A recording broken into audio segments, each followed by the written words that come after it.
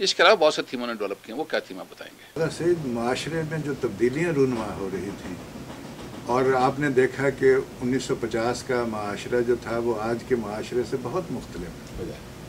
वो 50 का माशरा तो ये था कि हम कॉलेज में जब गए तो मौलाना इल्मुद्दीन सालिक जब पढ़ाते थे तो उनका मुंह लड़कों की तरफ होता था, लड़कियों से वो पर्दा करते थे खुद। तो ये फ़र्क पड़ा ओवर द ईयर। जब मैंने पंजाब यूनिवर्सिटी में पढ़ाना शुरू किया तो एक ख़ातून ने कहा कि छोड़िए प्रोफेसर साहब या लेक्चरर साहब, जो आप इस क्या बातें कर रहे हैं, चलिए ये न्यू कैंपस के साथ ही वो नहर गुजरती थी, उस पर चल के बोटिंग करते हैं। तो ये 70 के शुरू की बात है, तो 50, तो इसीलिए वो माशरे में ये जो तब्दीलियाँ रूनुमा हो रही थी, ये एक आगा शोरिश कश्मीरी का ख़ास मौजू था। और इस पर एक कथा भी उन्होंने लिखा था जो मुझे याद आ रहा है, जो उसमें छपा होगा। मैंने उसी उनका रसाला तो मैं बाकायदगी से पढ़ता था। ज़ाहिदा कहती थी अम्मी से सिपहिया देखकर, सिपहिया फिल्म थी जो उस दिनों बड़ी कामयाब हुई थी। ज़ाहिदा कहती थी अम्मी से सिपहिया देखकर, जी में आता है मेरी अम्मी मधुबाला बनूं, ज़ाविये बुनती हुई निकलूं फ़ज़ाए रक्स में, और फूल कहलाऊं चमन में और गुलो लाला बनूं। तो ये वो इसको इस माशरे में जो तब्दीलियाँ हो रही थी उस पर भी परेशान थे। परेशानी में कहा था ना कि सोचता हूँ इसी कौम के वारिस हम हैं जिसने औलाद पैगंबर का तमाशा देखा, इसने सादात के खैमों की तनाबें तोड़ी, इसने लख्ते दिल हैदर को तड़पता देखा। आपको याद होगा जब शोरश काश्मीरी जेल से रिहा हुए थे तो ज़फ़र अली ख़ान ने एक नज़म कही थी जी। मैं समझता हूँ पास में पढ़ कर सुनाएंगे आप नज़म? वो मुख्तार लिखी है उन्होंने अपना ज़फ़र अली ख़ान ने शोरश काश्मीरी के लिए 1930-1932 में लिखी, वो पढ़ी दूसरी आपको। अच्छा, वो इसमें किताबत की गलतियाँ जो हैं उसकी वजह से मिसरे वैसे से खारिज हो गए हैं। क्या हुकूमत ने चंद दिन के लिए जो जिंदा में बंद तुझको, ये शोरिश से खिताब है ज़फ़र अली ख़ान का।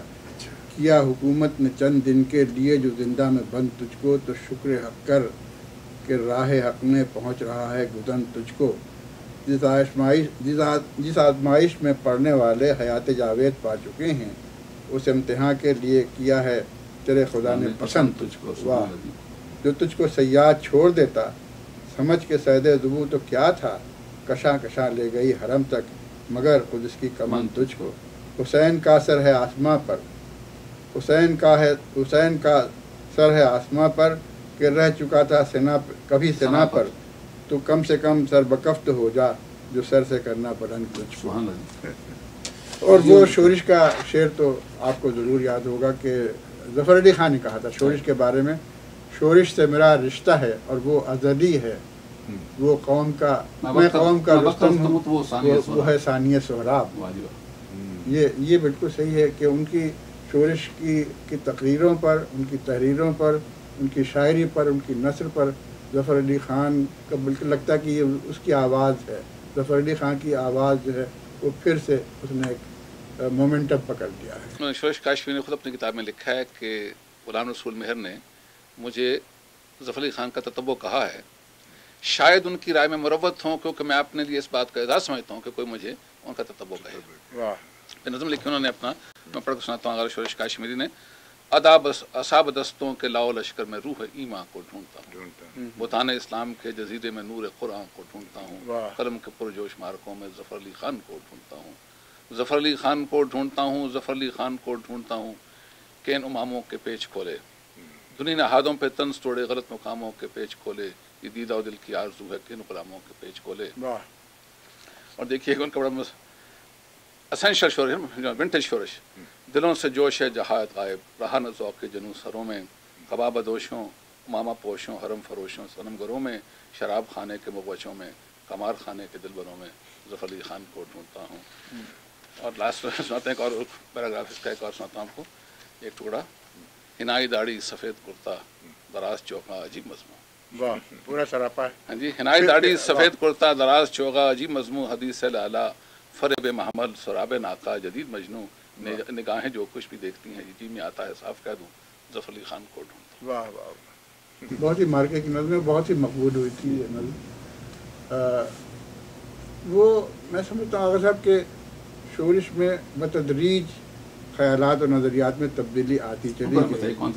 اور جیسے کہ میں جب چٹان میں کام کرتا تھا تو وہ کبھی مجھ سے کہتے سنو میں تمہیں بتاتا ہوں, اس قوم کو 2 مصیبتیں ملی ہیں, ایک سلجھنا دوسرے جنا. ایسے اس طرح کے اچھا 2 چیزوں نے اس قوم کو برباد کیا, اقبال کی شاعری نے اور جنا کی لیڈری نے. اچھا بھائی تم لکھنؤ کی طرف سے آئے ہو نا, میں تمہارے لکھنؤ کے امین الدولہ پارک میں بھرے مجمع میں کہہ آیا کہ یو پی والو پاکستان نہ بناؤ, پاکستان یہاں نہیں بنے گا. اب کیا ہوا, اب شریفوں کی اولاد جو ہے آپ دیکھیے, آپ سورج سے کس قدر شریف معلوم ہوتے ہیں, اور یہ یہاں کس حال میں آپ ہیں, کیا کر رہے ہیں, کیا ملا آپ کو پاکستان بنا کے. اچھا قائد اعظم کی مخالفت کرتے کرتے پھر وہ بھی وقت آیا جب انہوں نے وہ بھی نظم کہی کہ سلام ہے میرے قائد کی یادگار بہن. یہ مادر ملت فاطمہ جناح کے بارے میں ان کی نظم ہے, سلام ہے میرے قائد کی یادگار بہن. تو اس کے بعد پھر جب سن 65 کی جنگ ہوئی تو آغا صاحب اور زیادہ یعنی باقاعدہ ہندوستان کی مخالفت میں انہوں نے تقریریں کی, نظمیں کہیں, اور مشرقی بنگال کے آتش بجانوں کو سلام, یہ ان کا ترانہ جو تھا, یہ ترانہ ان کا, اور یہ کہ یہ کارگہ خیم کرن ہے. تو اس میں باقاعدہ ہندوستان کو للکارا ہے انہوں نے, اور یہ سب بتدریج ہوتا چلا گیا ان کے ساتھ. دیکھیے نا, ہم ایک چھوٹا بریک لیں گے, اس سے بعد میں ہم جب واپس آئیں گے تو آپ سے پوچھوں گا کہ پرائیویٹ کنورسیشن کسی ادیب یا خطیب کی اور اس کی پبلک سٹینڈ میں کون سی چیز ہوتی ہے جو اس کی وائڈنگ لیگیسی کو طے کرتی ہے. لیکن ایک شارٹ بریک کے بعد ہمارے ساتھ رہیے گا.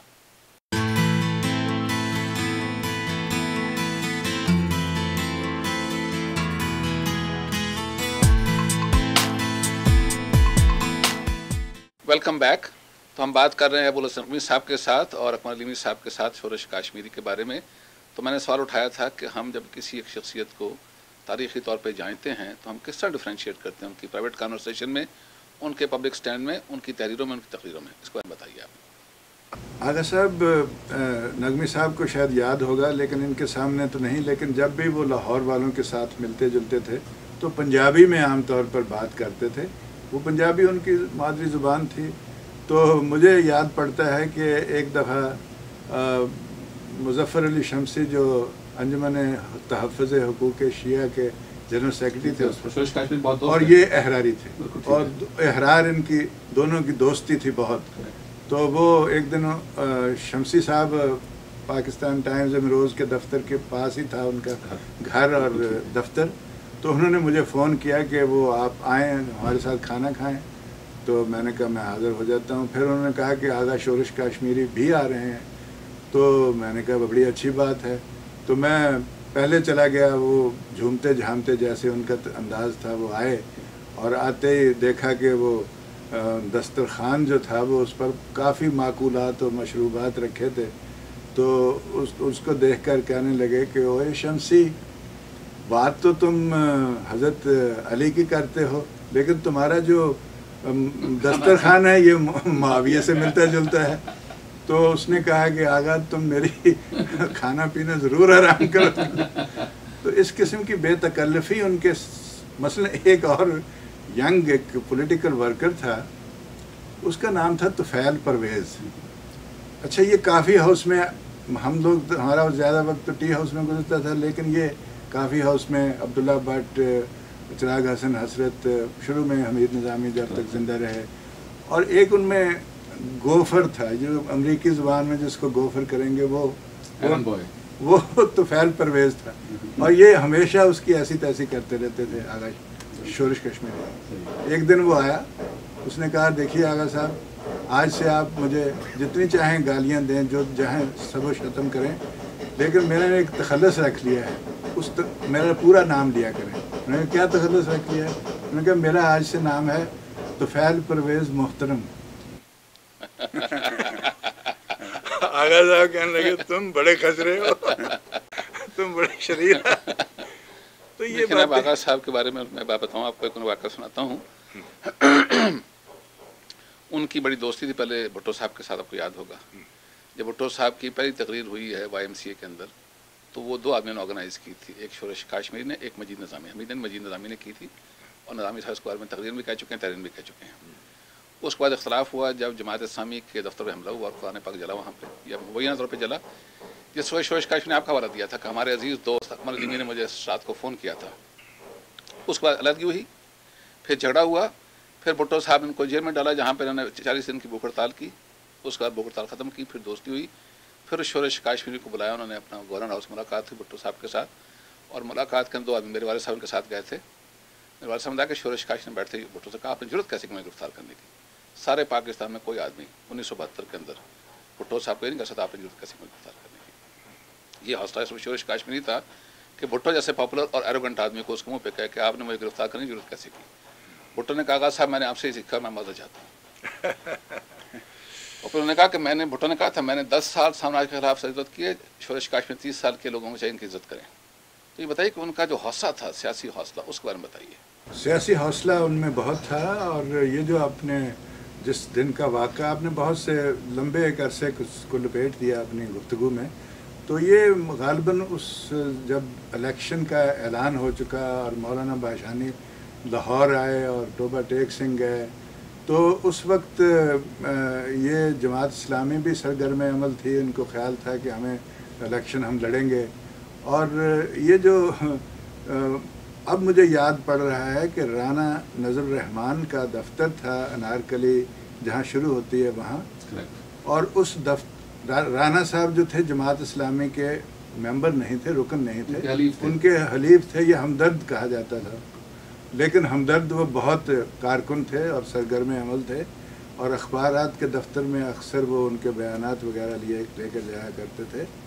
تو جس دن لاہور میں ایک ہو کا عالم تھا کہ وہ جو سناٹا تھا کہ کیا ہونے والا ہے، اور اس دن وہ اس سے ایک دن پہلے وہ ان کے دفتر میں مولانا مودودی صاحب کی تفہیم قرآن کی ایک جلد کو نقصان پہنچا، تو سارے اخبارات مشرق، نوائے وقت، ان لوگوں نے سرخیاں لگائیں کہ جماعت اسلامی کے دفتر میں قرآن پاک کی بے حرمتی کی گئی، جلا دیا گیا۔ میرے اخبار نے لکھا تھا کہ رانا نظر الرحمان کے دفتر میں، جو کہ جس کو جماعت اسلامی اپنا دفتر کہتی ہے، ایک کیش رجسٹر جل گیا ہے، اور وہ اس کی ہم نے تصویر بھی چھاپی، لیکن اگلے دن انہوں نے ہمارے دفتر پر تیاری کی، اور دفتر میں آ کر کچھ لوگوں کو انہوں نے احتجاج بھی کیا کہ یہ آپ نے کیسے جرأت کیا، آپ نے کیسے لکھ دیا کہ کیش رجسٹر۔ لیکن وہ ہماری خبر کی وجہ سے وہ جو شہر میں اشتعال پھیلنا تھا وہ تھوڑا سا دب گیا، بیلنس ہو گیا، لیکن فضا اس قدر زہرناک ہو چکی تھی کہ مثلاً ہمارے دفتر پاکستان پروگریسو پیپرز لمیٹڈ پر وہ سمجھتے تھے کہ آج شام کو حملہ ہوگا۔ تو میں نے اسی لیے میں ممبر تھا پنجاب یونین آف جرنلسٹ کا، تو میں نے آغا صاحب کو فون کیا، میں نے کہا یہ اس قسم کی ہم خبریں سن رہے ہیں تو آپ ہماری مدد کریں، آپ صحافی ہیں بنیادی طور پر۔ چنانچہ APP کے دفتر میں، جہاں پر کبھی روڈیارڈ کپلنگ کا دفتر ہوا کرتا تھا، پھر وہ بلڈنگ مسمار کر دی گئی اور وہاں پر شالیمار پلازا بن گیا غالباً، تو اس APP کے دفتر میں ہماری میٹنگ ہوئی جس میں آغا صاحب تشریف لائے اور وہ شریک ہوئے، حالانکہ وہ کبھی PUJ کے ممبر نہیں تھے اور ان کو دلچسپی بھی کوئی نہیں تھی، لیکن میری درخواست پر وہ تشریف لائے، اور اس کے پہلے تو انہوں نے امروز کو شب و ستم کیا کہ کیا تمہارے اخبار نے لکھ دیا یہ وہ، لیکن پھر جب تقریریں ہوئیں ہم نے کہا بھی صحافی جو ہیں وہ اپنے غیر جانبدار ہیں، بنیادی طور پر وہ معروضی انداز میں کام کرتے ہیں، تو آپ بھی صحافی ہیں، آپ ہماری کو مدد کریں۔ تو میٹنگ ختم ہونے سے پہلے انہوں نے کہا کہ ہاں اب آپ آرام سے گھر جا کر سوئیں، کل کوئی کسی کے اخبار کے دفتر پر حملہ نہیں ہو۔